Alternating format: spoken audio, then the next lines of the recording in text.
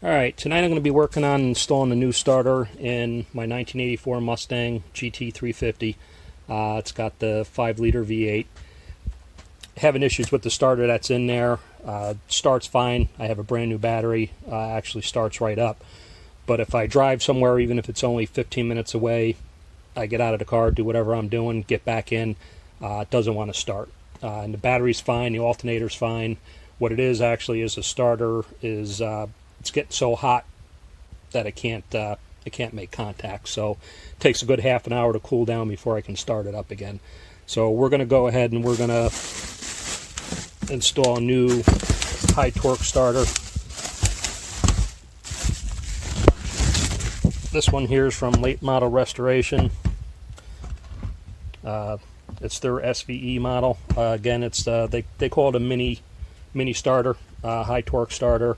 It's a lot lighter and has a lot more torque. I don't have the exact specs in front of me. I'll see if I can get them, and I'll talk about that a little bit later on in the video. But anyhow, we're going to get the old one out, hopefully get the new one in, and hopefully this is going to solve our problem. It's actually called heat soak, and basically if you have headers on your car and dual exhaust and all that kind of stuff, if the starter's old and tired, even some new starters, they can't take the heat. So this is actually a lot physically smaller also, so it's going to get the starter further away from the headers and stuff, so that's going to help as well. Alright, so first things first, we're going to go ahead and disconnect our battery.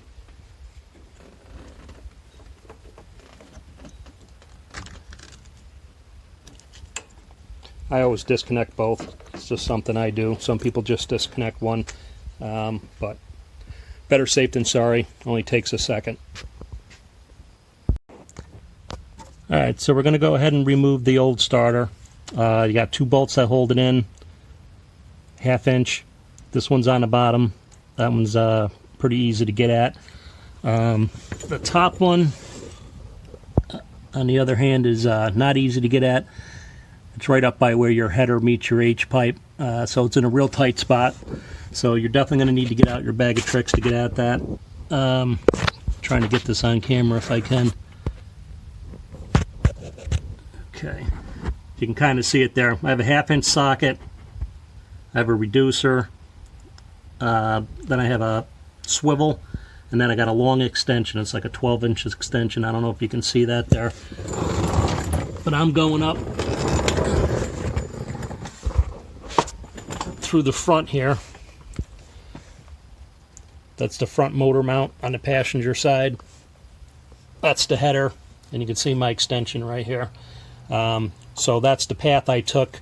Like I said, it's going to be a little bit tricky. You know, that might work for you. Depends on what kind of headers you have on your car, but definitely plan on playing around with that top one. It's a little bit tough to get at, but 1/2 inch bolts, the 2 of them, get them loose, remove them, and then we can drop the starter down and disconnect our wires.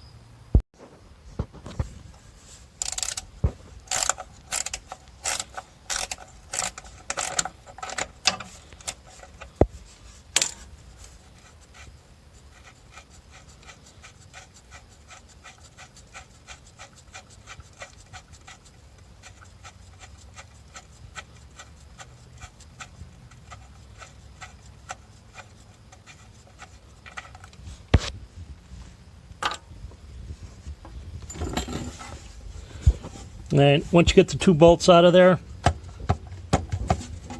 it should come loose for you now.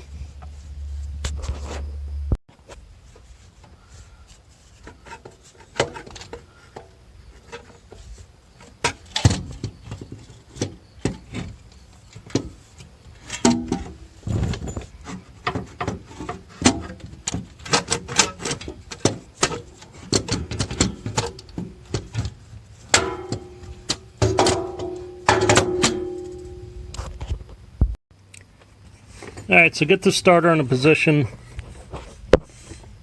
where you can get at the nut for the wire.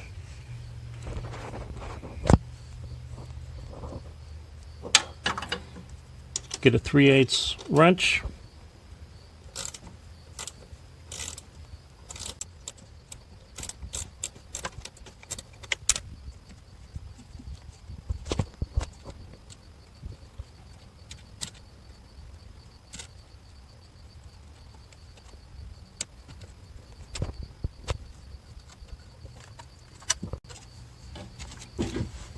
And once you get that free, your starter should come right out now.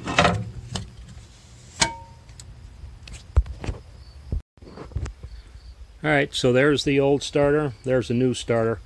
You can see the obvious difference right off the bat, the size. It's almost, I don't want to say half the size, but it's pretty near close half the size.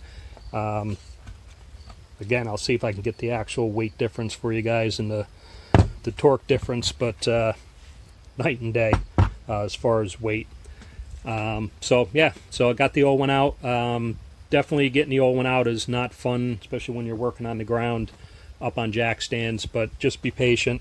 Just got the 2 1/2-inch bolts holding the starter in, and the 3/8 for the wire. When I say 1/2-inch, they're not 1/2-inch bolts, but they're 1/2-inch socket, 3/8 socket. So yeah, just take your time, you'll get it. That top bolt's going to give you heck a little bit, but you just got to find the sweet spot and get the right extension and the right swivel, and you'll get it. So we're going to start getting prepped and get the new one going. Alright, so before I climb under the car and start installing the new starter, I have those specs I was talking about. Roughly, they're not 100%, but as far as the weight difference on these, the old starter's around 5.5 pounds, and the new one's around between 3 and 3.5. So there's definitely a couple pound difference or more, and when you're talking about a starter, that's quite a bit, and we already talked about the physical size. The other thing is the torque rating on these. Starters are usually measured in NMs, which is the metric version of torque. But for you guys like me that are more use the standard system, the old one is roughly about 8 foot-pounds of torque, give or take, and the new one is about 12 foot-pounds of torque. So pretty big difference there as far as cranking power. So anyway, that's again, those are rough specs. They're not dead on, but that gives you a rough idea. So I'm going to go ahead and get crawled under the car and get installing. Alright, so before I crawl underneath the car to start putting the starter in, I'm going to go over some of the wiring that you're going to have to do if you have a pre-1992 Fox body. In 1992, the Fox body Mustang went to the small mini torque starter, so the starter I'm putting in would be a direct replacement for the 92 and the 93 Fox body, and I think you can even use them up to like the 1995 SN95, but don't quote me on that. So anything before 1992, so in other words, any Fox body between 79 and 91, you're going to have to do some reconfiguring. The old way it was done, passenger side inner fender underneath the hood is a solenoid, and we're going to do some rewiring here, and we have to run a new wire down to where the starter is. We're still going to use this solenoid, but it's going to be used a little bit differently, and I'll try to explain that. So on the one side of the solenoid is your feed from the battery, your positive feed, and then on the other side, this black wire is your wire that's going down to your starter. And the way that normally worked with the original setup is there's a wire on here, and that's basically your signal wire, I'll call it, and you turn your key on to start the car. That closes this solenoid. It's just like a wall switch in your house. Basically, you want to turn the light on, it's normally open. You hit the switch to turn your light on, it closes. That's all this solenoid's doing. It's normally open. Turn the key on. This gives it its signal. It closes. You start the car. So what's going to happen now for this upgrade is you're going to take your cable that goes down to the battery. You're going to take that off. I loosened this up already. I think that's a 9/16 or 5/8. So you're going to take that nut off. You're going to take off the cable that goes down to your starter. Set that nut aside for a second. Take the nut off the positive cable coming from the battery.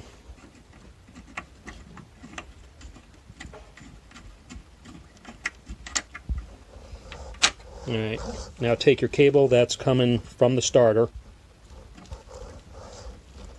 and you're going to double that up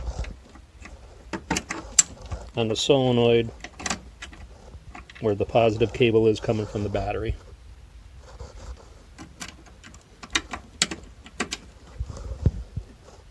So those two wires are together on the one side of the solenoid now. Basically, it's like a big wire knot here. We're just connecting them together.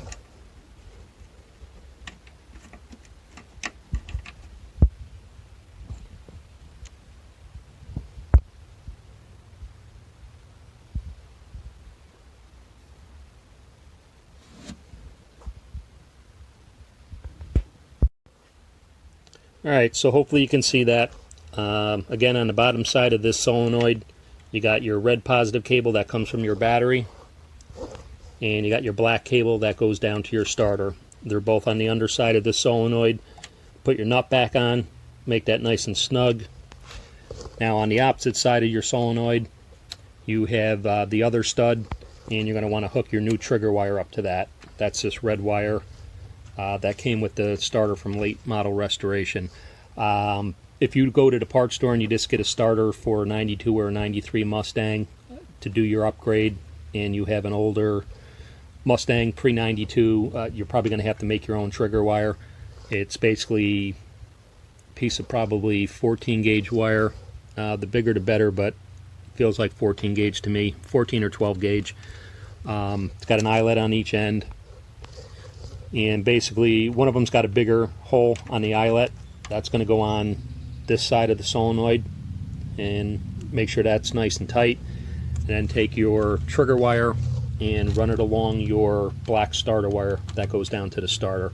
Run it along with that, and either use some wire ties or some electrical tape to fasten it, so you don't have any issues with this wire resting against something hot and getting melted on you. Alright, so your original starter wire down underneath the car, see if I can zoom in a little bit. The hole on the end of the cable more than likely is not going to be big enough for the new stud on the new starter. So get yourself a cordless drill in a 3/8 bit, and I got myself a set of needle nose vice grips on there, so I got something to hold. And you're just going to ream that hole out a little bit so you can fit over that stud. Alright, so that's where your trigger wire is going to get hooked up to. That's the small stud on the solenoid on the new starter. I used a 9/32 socket, fit that. It may actually be metric, it might be like a 7mm, but 9/32 socket fit that. And now you got two studs here, so just make sure you go on the right stud. You're going to see one stud that's actually got a factory wire hooked up to it already. That's that guy right there. Which goes into the starter. That's already done at the factory. You don't need to touch that one at all. Your starter wire that you just reamed out with a 3/8 drill bit will now go on this stud here, the stud that's got nothing on it. That's 12mm. Loosen the nut, take it off. There should be a washer on there, and I'm going to go ahead and put the starter wire on there, tighten that back up, and then we should be ready to reinstall.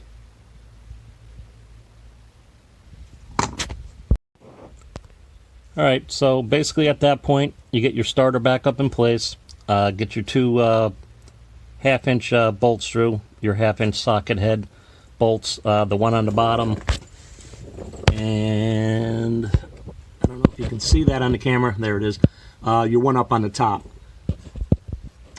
Now that you got the smaller starter in, you can actually access that, what I'm calling the top bolt, a little bit easier. You may not have to do the long extension and all that, or however you originally got the first one out. I was able to get up in there with a combination wrench and get that nice and tight. Definitely a lot more room with the new starter, and again, if that's shown up on camera halfway decent, you can see the distance from the headers to the starter now is quite a big difference, so that in itself should help considerably.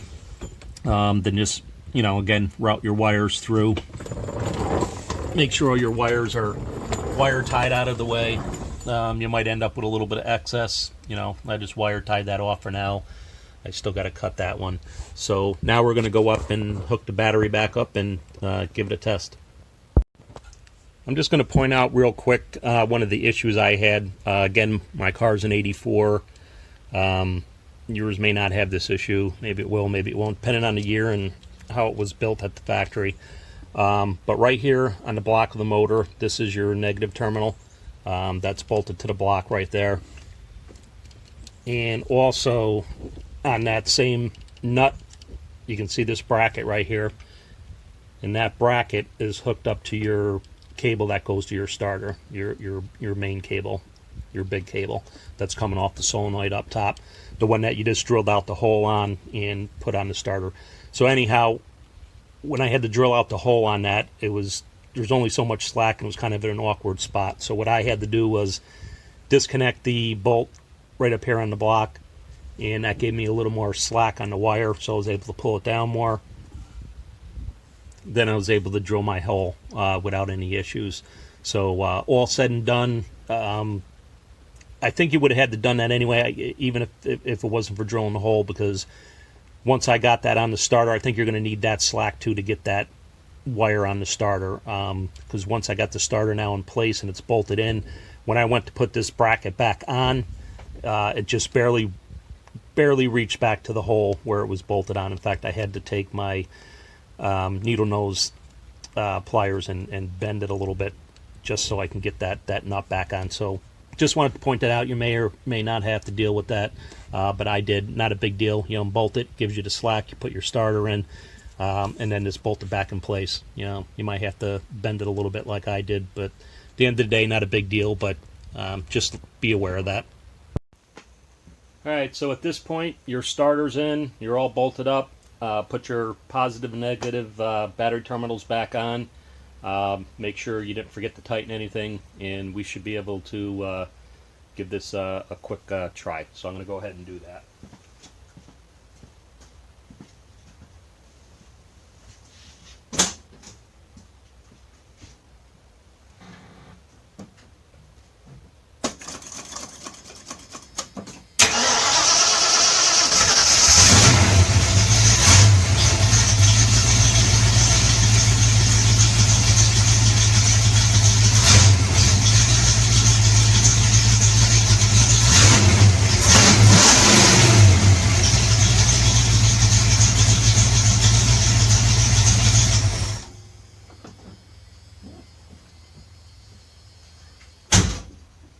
Alright, so she started right up. I can instantly hear the difference in that starter, just the power that it has compared to the old one.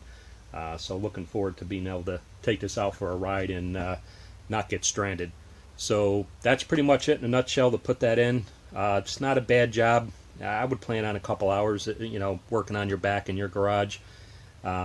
Maybe less if depending on how mechanically inclined you are. But yeah. So not a bad job to do. So far, so good.